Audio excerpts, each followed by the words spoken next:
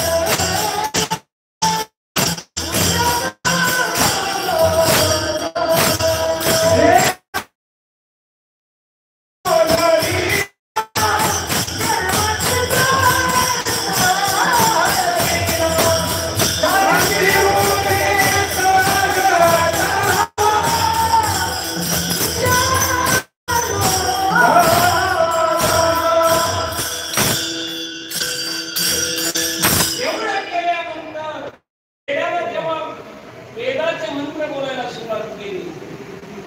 कोणत्या वेदाचे? जो वेद गाण्यासाठी सर्वात कठीण आहे, ऋग्वेदाचे मंत्र घेतले. ज्ञानदेव म्हणे ऋग्वेद ओंकार हा शब्द प्रणवाचा. या ठिकाणी ऋग्वेदाचे ऋचा या ठिकाणी त्या वेदाच्या मुखातून आल्यानंतर मात्र या दिव्यांचा गर्व हरण झाला नाही.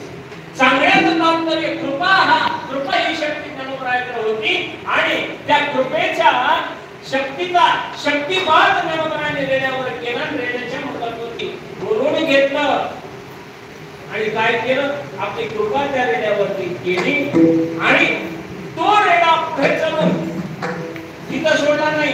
तो या सोबत त्या रेड्याची सवारी आळी फाटेला केली. किती रेडे तुमच्या आमच्या गावाला आहेत?